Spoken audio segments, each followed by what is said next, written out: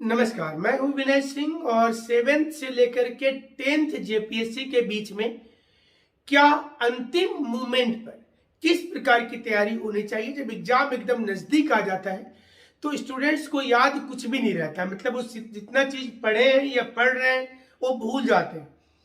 तो उनको बड़ा टेंशन होता है कि कल क्वेश्चन पेपर देखे तो समझ में नहीं आ रहा था, पढ़े हुए तो थे लेकिन लगता है कि आसपास से गुजरे हैं, कुछ मेमोरी में हल्का हल्का लग रहा है। ये दिक्कतें स्वाभाविक हो जाती हैं। ऐसा इसलिए होता है कि आप कम समय में ज्यादा सामग्री पढ़ना शुरू कर देते हैं। इसलिए अंतिम समय में सबसे अच्छा उपाय होता है कि जो चीज आप पहले से पढ़ें उसी पर कंसंट्रेट कीजिए। खास करके झारखंड विषय को रोज पढ़िए और एक बार आप पढ़ने से ज्यादा इस वक्त जो पढ़े हैं आप आंख बंद करके उसको विचार कीजिए, उसको सोचिए, मेमोरी में लाइए। और जब आप पढ़ाई करते हैं और जब चीजों को सोचते हैं तो 10 मिनट के अंदर आप 2 घंटे की चीजों को सोच सकते हैं, लेकिन पढ़ते समय वो 2 घंटा लग जाएगा पुस्तकों में।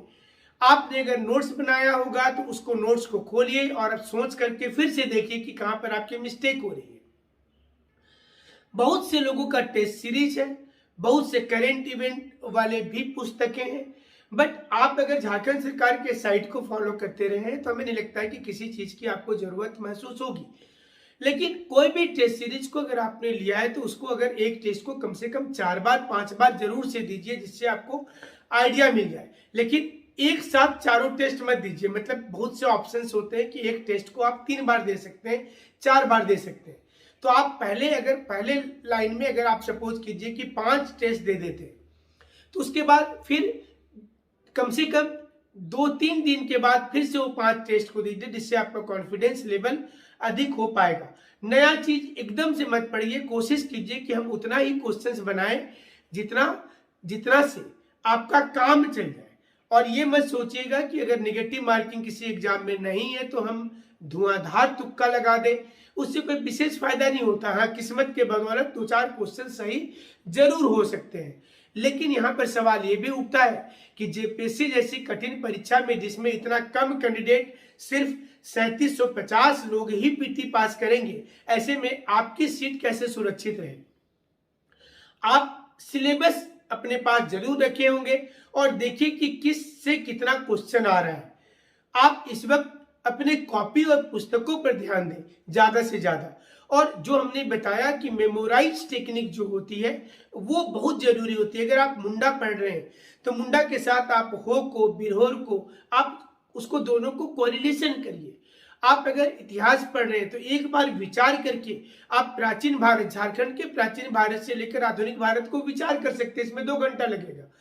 इसी प्रकार से पूरी ज्योग्राफी, पूरी राज्य व्यवस्था, अर्थव्यवस्था, झारखंड की प्रशासनिक व्यवस्था, झारखंड का लैंग्वेज, झारखंड की संस्कृति, चैप्टर वाइज आप जरूर सोचिए, अपने पास सिलेबस रखिए और देखिए कि इस चैप्टर में कम से कम आपको कितनी चीज याद है।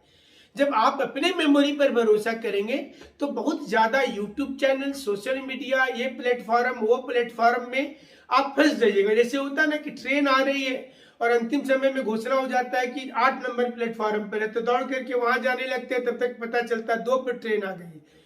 तो यूट्यूब के चक्कर में क्या होता है कि स्टूडेंट और बहुत ज्यादा परेशान हो जाते हैं, उनको सिर्फ थंबनेल नजर आता है जिसमें लिखा हुआ कुछ और है, अंदर कुछ और है। तो इस चक्कर में वो परेशान होते होते, खोजते खोजते लास्ट में थक जाते हैं, एक दिन उनका चला जाता है। तो सटीक होती है। देखिए, जो लोग तो पहले तैयारी करते हुए आए हैं, क्योंकि कोई भी कमीशन में ये सबसे इंपॉर्टेंट होता है कि आप कितने दिनों से तैयारी कर रहे हैं। तो कम से कम जैसे कोई छूमंतर नहीं समझना है कि आप 2 दिन के में ही कोई मैगजीन खरीद लिए और उसमें लिख दिया है कि 150 क्वेश्चन आ जाएगा दोनों पेपर मिला करके और आप ले लिए, ऐसा नहीं होता है।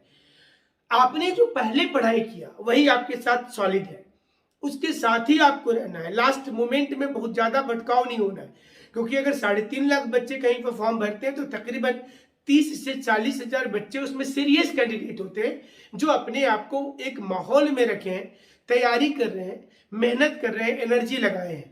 उस 30,000 के बीच एक्चुअल फाइटिंग हो रही है। तो पहले आपको ये विचार करना है कि आप वो 30,000 में है या नहीं है। उसके बाद आपको सोचना है कि वो 30,000 में आप फर्स्ट 5,000 में आने वाले हैं कि नहीं। तब प्रैक्टिस सेट की जरूरत पड़ती है। और फिर 3750 में आ रहे हैं कि नहीं, क्योंकि जो भी बच्चे एग्जाम में जाते हैं और जब तुक्का लगाते हैं तो हर किसी को लगता है कि उसने अगर बी मारा है तो बी ही सही होगा, डी लगाया है तो डी ही सही होगा।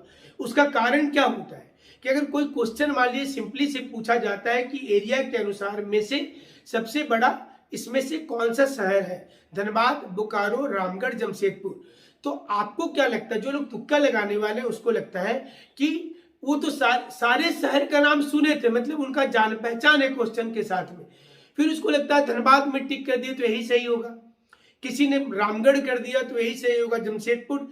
बट टू दी पॉइंट आप नहीं चल पाते हैं कि एरिया वाइज डिसेंडिंग ऑर्डर क्या होगा, असेंडिंग ऑर्डर क्या होगा। किसी क्वेश्चन पूछ दिया कि किस डिस्ट्रिक्ट में सबसे ज्यादा मुंडा जनजाति का कंसंट्रेशन है, आपको ऑप्शन दे दिया रांची, खूंटी, पलामू, कोडरमा, तो अगर पलामू और साथ में गढ़वा, तो अगर आपको मान लीजिए कि फिर आपके साथ दिक्कत क्या होता है, चारों डिस्ट्रिक्ट का आप नाम सुने तो आपको लगता है कि आप तो सुने हुए थे तो गढ़वा लिखे मतलब सही होगा, पलामू लिखे मतलब सही होगा। यही प्रॉब्लम आती है स्टूडेंट का। इसलिए एग्जाम हर किसी के अच्छे होते हैं। जब आप परीक्षा लिखने जाते हैं तो किसी से पूछिएगा तो वो बोलेगा परीक्षा अच्छा हुआ, क्योंकि उसने जिसको जिसको टिक किया उसके नजर में वही उत्तर सही है, और बाद में वो फिर वही बच्चे जाकर के बाहर हल्ला कर देते कि नहीं वो सेटिंग हो गया है। ऐसा नहीं होता है। छठी जेपीएससी में हमने आंख से देखा है कि जेन्युइन सिलेक्शन हुआ, गरीब गरीब बच्चे का हुआ है, क्योंकि ये जो 80 बच्चे हमारे यहाँ से सिलेक्ट हुए, इसमें ऐसा नहीं कि कोई बहुत सेटिंग करके किसी भी कोई भी गए। तो आपको ये समझना है कि आपकी टू दी पॉइंट अगर तैयारी है तो सिर्फ कंसंट्रेट कीजिए उतनी सिलेबस में, और अभी लास्ट मोमेंट पर प्रतिदिन चैप्टर वाइज देखिए। मतलब ऐसा कभी नहीं हो कि आप अर्थव्यवस्था ज्यादा पढ़ ले रहे, संविधान ज्यादा पढ़ ले रहे। झारखंड से 115 क्वेश्चन आ रहा है दोनों पेपर मिला करके, तो आपको झारखंड पर अगर फोकस करते हैं, जैसे आप जानते हैं कि अगर आपको सिलेक्शन में आना है तो कम से कम अपना टारगेट 70% रखना पड़ेगा, वो स्कोर होना चाहिए। आपके स्कोर अगर 70% होंगे तो आपके लिए इजी होगा। आप अगर रिजर्वेशन कैटेगरी में भी आते हैं तो 60 फिर भी लेकर के चलिए, बट ये कभी मत सोचिए कि 40% अगर कट ऑफ बोला है तो 40% लाएंगे, कभी नहीं होगा, क्योंकि अब वो समय नहीं है। पिछला छठा जेपीएससी में जो एक साथ 34,000 लोग को पास कर दिया था, वो सिस्टम इसमें नहीं होने वाला है। सिर्फ 3750 कैंडिडेट ही पास कर रहे हैं, 4000 से भी कम, 3.5 लाख अगर आप देखिएगा तो 0.1% हो रहा है रिजल्ट। इसलिए आपकी कोशिश होनी चाहिए कि आप जब पास करें तो आपकी सटीक रणनीति लास्ट मोमेंट में कैसे चेंज होगी। लास्ट मोमेंट में नया चीज मत पढ़िए, ना उसके लिए भटकिए, जितना आप जानते हैं उस पर भरोसा रखिए, क्योंकि हमने अभी आपको बताया कि 60% एक बॉर्डर लाइन, 65% एक बॉर्डर लाइन केस होगा।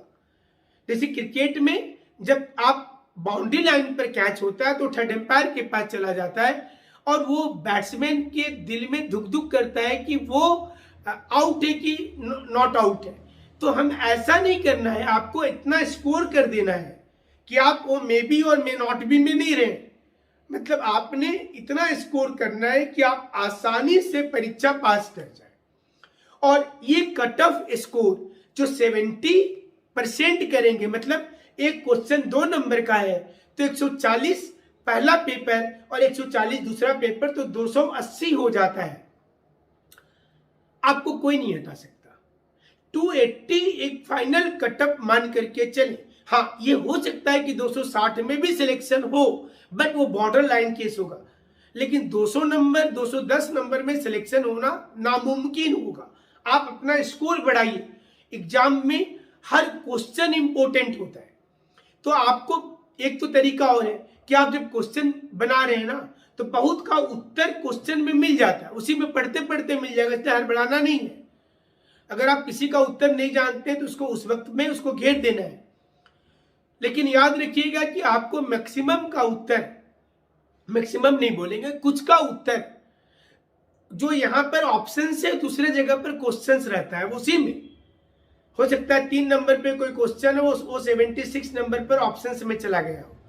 तो थोड़ा आप कंसियस होकर के बनाइएगा, तो आपको कम से कम 10-15 क्वेश्चन का आंसर तो वही मिल रहा है, दोनों पेपर में अलग अलग। और उसके बाद जो आप पढ़ाई किए, जो सबसे पहले आपके दिमाग में हिट करता है दैट इज आंसर। जैसे आप क्वेश्चन रीड कर रहे हैं, so whichever first strike in your mind that is answer, ये हमेशा ध्यान रखिएगा। सेकेंड टाइम जो स्ट्राइक कर रहा हो कंफ्यूजन है। कभी कभी क्या करते हैं बच्चे, सही टिक कर लेते हैं पहले और उसके बाद फिर बाद में जाकर के गलती कर बैठते हैं। तो ये नहीं करना आपको। आपको ये ध्यान रखना है कि जो पहले स्ट्राइक कर रहा वो आंसर इंटरलिंक जरूर कीजिएगा। जब इंटरलिंक कीजिएगा तो आंसर आने लगेगा और आपका परीक्षा पास भी आप कर जाएंगे। उम्मीद करते हैं कि अगली बार जेपीएससी आप जरूर क्वालिफाई करेंगे। अगली बार का मतलब हुआ इस बार के इंटरव्यू में, मैंने इसी बार पीटी पास करने के बाद आप मेंस जरूर लिखेंगे और मेंस लिखने के बाद इंटरव्यू जरूर से देंगे और हम उसमें जरूर से आपका सहायता कर पाएंगे। मेंस के लिए विशेष नोट्स आपको फ्लो डायग्राम से बता पाएंगे और आप इस बार ही जरूर पास कीजिएगा जेपीएससी। लेकिन जल्द ही हमारे साथ फिर से जुड़ जाइएगा, क्योंकि बीपीएससी की क्लास भी शुरू हो रही है और यूपीएससी की क्लास भी शुरू हो रही है, ऑनलाइन में भी ऑफलाइन में भी। हमसे जुड़ने के लिए आप सभी का शुक्रिया, आप सभी का धन्यवाद।